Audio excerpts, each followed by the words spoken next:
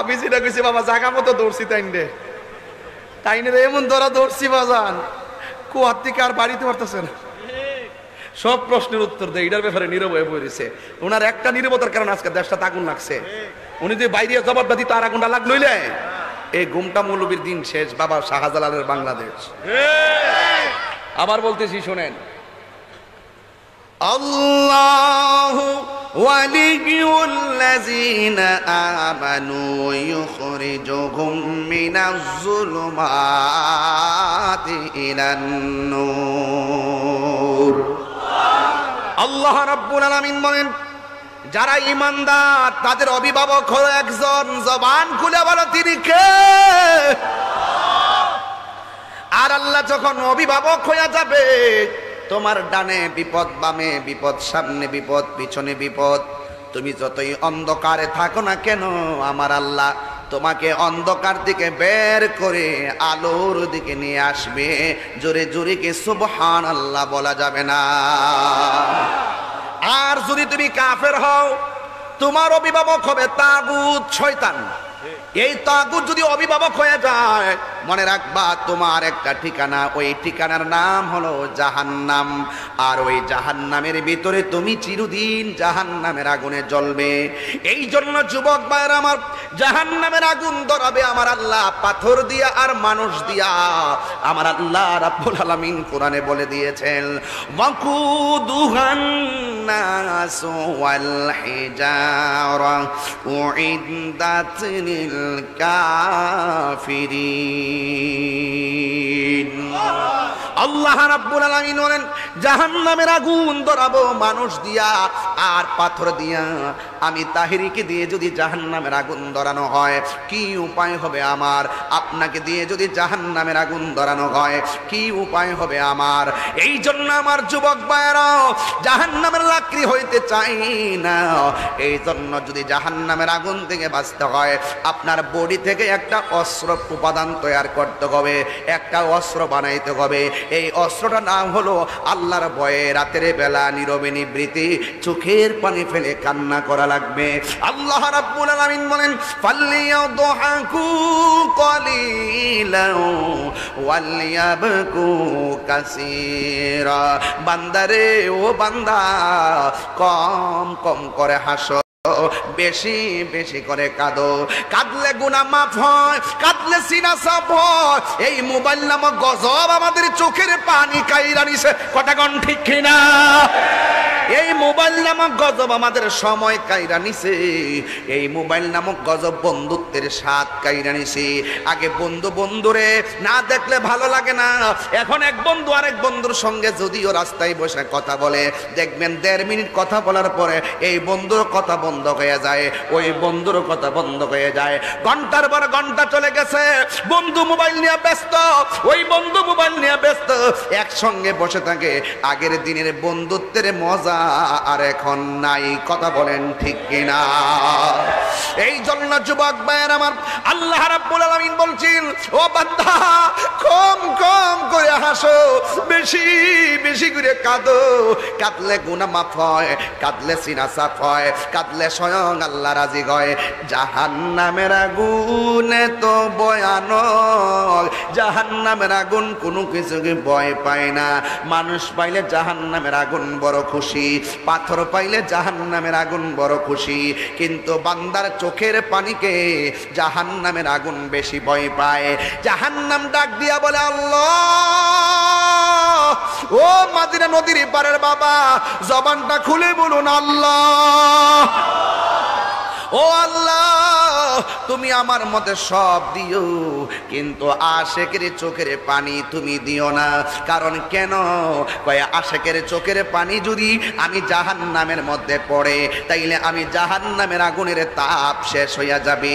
এই জন্য জাহান্নাম আশেকের চোখের পানিকে ভয় পায়। কারণ এই চোখের পানিটা এত দামি, কান্নার কারণে আল্লাহর ভয়ে যারা বেশি বেশি কান্দে, আমার আল্লাহ রাব্বুল আলামিন বলেন, আমি আল্লাহ তাকে একটা জান্নাত দিব না। আমি আল্লাহর ডরে যারা নামাজ পড়ে, আমি আল্লাহর ভয়ে যারা রোজা রাখে, আমি আল্লাহর ভয়ে যারা সুদ খাওয়া, সুদ করে আসেনি এলাকা, একটু পরে ধরুন, একটু এখন আসেন সামনে যায়।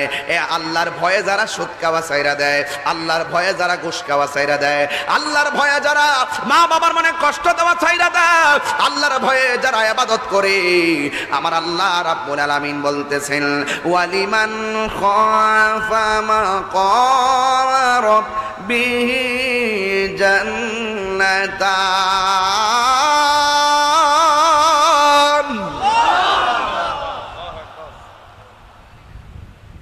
ওয়ালিমান খাফা মাকাম রাব্বিহি জান্নাতান। আল্লাহ রাব্বুল আলামিন বলে যারা আমি আল্লাহর ভয়ে ইবাদত করে, আমি আল্লাহর ডরে গুনার কাজ ছাইরা দেয়, আমি আল্লাহ রাব্বুল আলামিন তাদেরকে একটা জান্নাত দিব না, আমি আল্লাহ রাব্বুল আলামিন তাকে দুইটা জান্নাত দিয়ে দিব। এই জন্য সন্তুষ্টি কামনা হবে একজনের জবান খুলে কোন তিনি কে? এই জন্যই তো যুগে যুগে যত নবী রাসূল দেখবেন দুনিয়ার জমিনে শুধু পরীক্ষার পরীক্ষা। একটু সাউন্ডটা তুইলা দিও।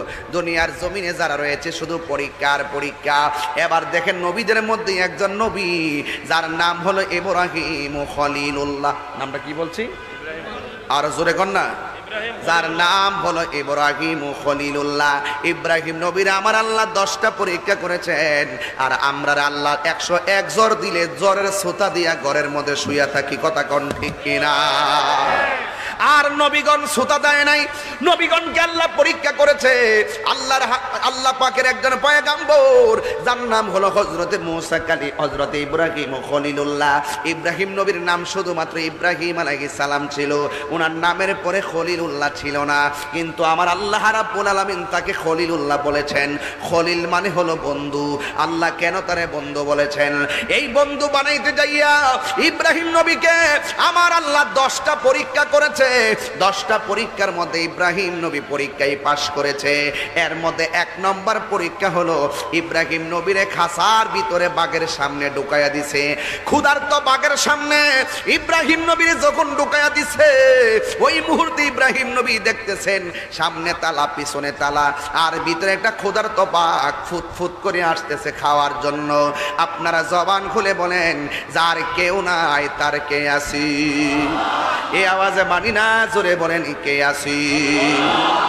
ও বন্ধুরি, ও যুবকের দল, ইব্রাহিম আলাইহিস সালাম যখন দেখলেন বাঘ সামনে লেজ লড়াইতে লড়াইতে আসতেছে, আবার ভিতরের দিকে দিয়ে তালা দেওয়ানো, নমরুদদের দল সাঙ্গ পাঙ্গ লইয়া মহিলা লইয়া নাচতেছে জেলের বাইরে, কিন্তু এই দিক দিয়া ইব্রাহিম নবীরে ক্ষুধার্ত বাঘের সামনে ফালাইয়া দিছি।